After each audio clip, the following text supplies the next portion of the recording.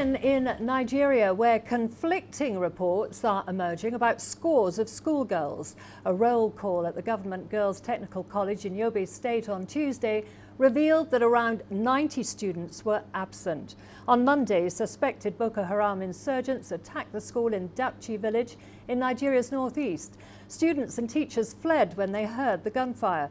Police and the Yobe Education Ministry have denied reports of abductions, but families and eyewitnesses claim several girls are missing. Yobe government officials have temporarily closed the school.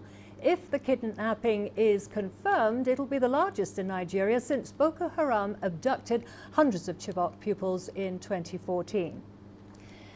Well, CGTN's Deji Badmus joins me now, live from Lagos with more.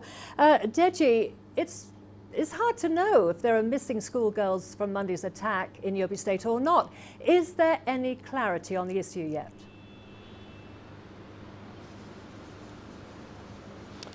Well, we're beginning to have some form of clarity, Karen. The Commissioner of Education of that state has actually spoken now. He said the number of girls missing is now 48.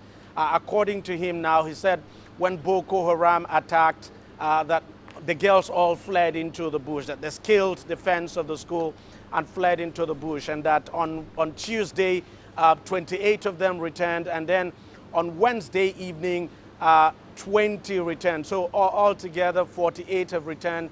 That the number they've not been able to account for now is 48, and that they are still not able to tell if Boko Haram kidnapped any of the girls, because that what they know is that the girls, basically, that most of the girls fled into the bush when the Boko Haram insurgents attacked. So 48 missing, according to the 48 unaccounted for, and they're actually asking parents to come forward to actually confirm if their children or their girls are with them.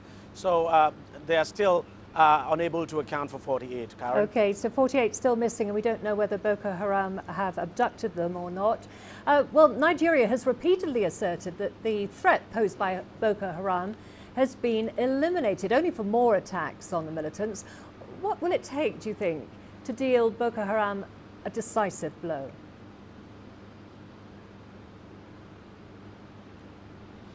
Well, Karen, let me just explain this. From what I have seen, I mean, from talking with security experts and, you know, from my own personal observation, there's no question at all that Boko Haram has been, well, maybe not completely defeated, but, you know, seriously degraded militarily.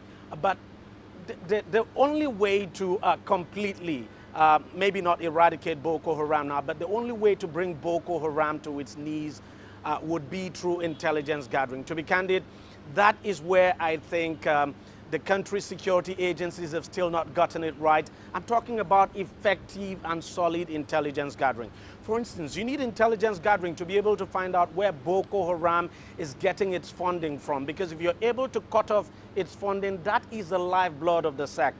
So up till this moment, our security agencies have still not been able to gather intelligence as to where these insurgents are getting their funding from. They've still not been able to gather intelligence as to where they may be getting their weapons from. Because the fact is that without funding, to be candid, Boko Haram would probably have been dead by now. Because other than ideology, the fact is that Abubakar Shekau and the other factional leaders basically use money to keep their foot soldiers active. So if you're able to cut their source of funding, then that will go a long way. And it's only through intelligence gathering, for instance, that the military would be able to locate where Abubakar Shekau is. We know that the Nigerian military has placed a bounty on him, $3 million. Before now, there was a bounty on him from the United States government, now $7 million.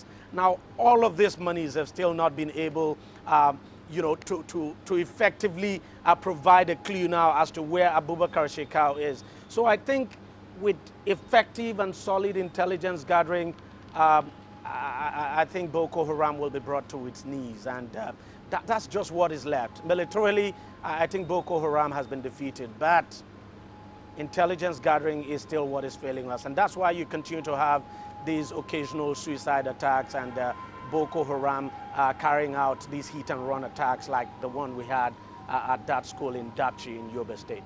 Okay, Deji, thank you very much. That was CGTN's Deji Badmus there, live for us in Lagos.